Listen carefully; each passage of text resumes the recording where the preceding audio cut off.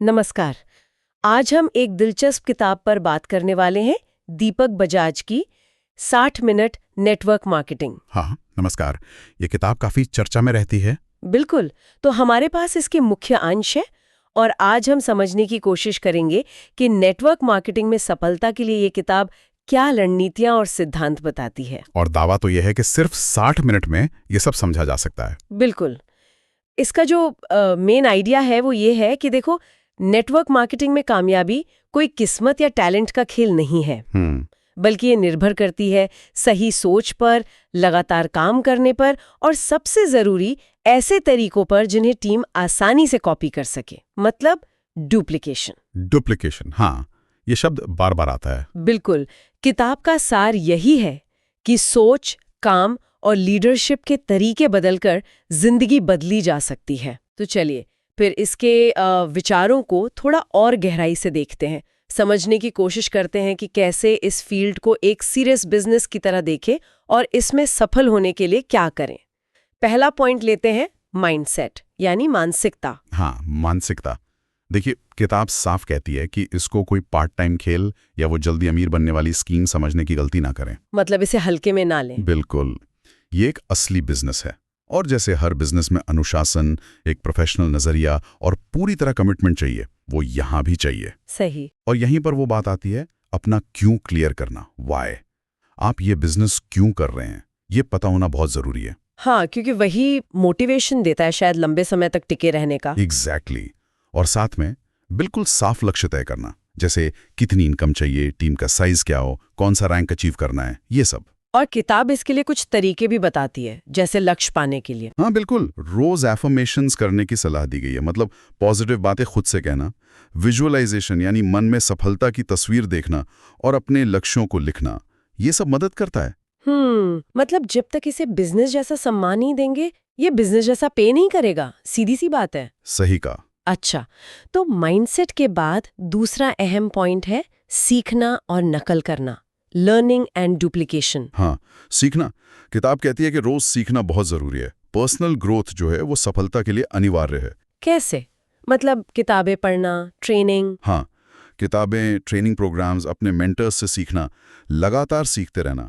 और यहीं पर डुप्लीकेशन का कॉन्सेप्ट फिर से आता है। अच्छा, ये कैसे जुड़ता है सीखने से? ऐसे कि सफलता का राज ये नहीं है कि आप अकेले सब कुछ करें, बल्कि यह है कि आप ऐसे आसान तरीके, ऐसे सिस्टम बनाएं जिन्हें टीम का हर बंदा आसानी से कॉपी कर सके। इसमें फिर टूल्स काम आते हैं, बनी बनाई प्रेजेंटेशंस होती हैं, स्क्रिप्ट्स होती हैं, ताकि कोई नया व्यक्ति भी आसानी से काम शुरू कर सके। यही तो डुप्लीकेशन है। और शायद इसीलिए कहा जाता है कि टीम वही कॉपी करती है जो आप करते हैं।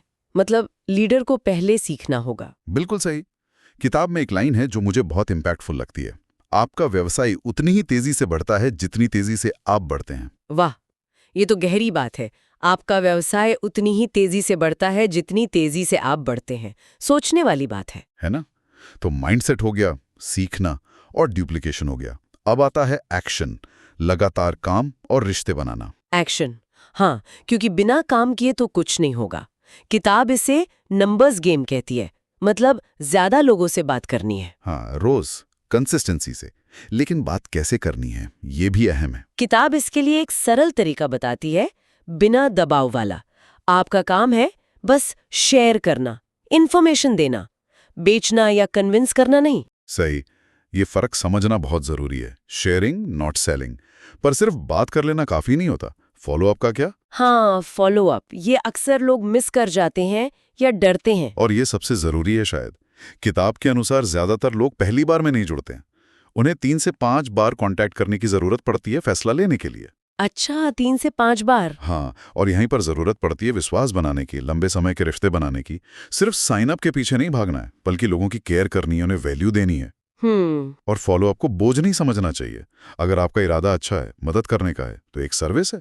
किताब कुछ गलतियों से बचने को भी कहती है शायद। हाँ बिल्कुल, जैसे कि बहुत ज्यादा बोलना, बहस में पड़ जाना, जल्दी जल्दी कंपनियां बदलते रहना, या सीखने को तैयार ना होना, या फिर काम में कंसिस्टेंट ना रहना, ये सब आम गलतियां हैं। ठीक है। और इन सब से बचते हुए मोमेंटम बनाने पे फोकस करना है, गति। किताब एक 90 दिन के चैलेंज की बात करती है, मतलब 90 दिन पूरी तरह फोकस्ड होकर जबरदस्त एक्शन लेना। ये चीजें बदल सकता है। एक्शन ही सब कुछ है। बिल्कुल। एक और बढ़िया लाइन है, बहाने बिलों का भुगतान नहीं करते, काम करता है। सही बात है, एकदम सीधी बात। अच्छा, और आखिरी पॉइंट है प्रोफेशनल रवैया और टीम पर फोकस। हाँ, एक प्रोफेशनल की तरह दिखना, बात करना, अच्छा पहनना, आत्मविश्वास से बोलना, खुद एक मिसाल बनना, समय का पाबंद होना, ये सब। और टीम का क्या रोल है? टीम ही सब कुछ है असल में। किताब कहती है कि असली दौलत, लॉन्ग टर्म वेल्थ, सिर्फ आपकी अपनी सेल से नहीं आएगी, वो आएगी एक मजबूत टीम बनाने से। अच्छा, तो फोकस इस पर होना चाहिए कि आप लीडर्स तैयार करें, ऐसे लीडर्स जो आगे और लीडर्स बना सकें। यही बिजनेस का लिवरेज है। लॉन्ग टर्म इनकम टीम की ग्रोथ से ही आती है। तो अगर हम पूरी बात को समेटें तो किताब का निचोड़ क्या निकलता है? देखिए, सार यही है, अनुशासन प्लस ऐसे सिस्टम जिन्हें टीम कॉपी कर सके, यानी डुप्लीकेशन, और रोज सही दिशा में एक्शन, ये तीनों चीजें मिलकर सफलता लाती हैं। मतलब सिंपल रखो, कंसिस्टेंट रहो और टीम पर फोकस करो। बिल्कुल। और किताब ये उम्मीद देती है कि अगर कोई इसमें लगन से टिका रहता है लंबे समय तक, तो नेटवर्क मार्केटिंग से समय और पैसा दोनों की आजादी मिल सकती है। तो ये तो हुई दीपक बजाज की किताब 60 मिनट्स नेटवर्क मार्केटिंग की मुख्य बातें। और जाते जाते हमारे सुनने वालों के लिए एक सवाल छोड़ जाते हैं। किताब का वो विचार याद है, आपका व्यवसाय उतनी ही तेजी से बढ़ता है जितनी तेजी से आप बढ़ते हैं। हाँ, बिल्कुल। तो इस पर सोचते हुए आज ऐसा कौन सा एक छोटा सा लगातार किया जा सकने वाला काम हो सकता है जिसे कोई भी व्यक्ति, चाहे वो किसी भी फील्ड में हो, अपनी पर्सनल ग्रोथ की यात्रा शुरू करने या उसे तेज करने के लिए अपना सकता है? सोचिएगा जरूर।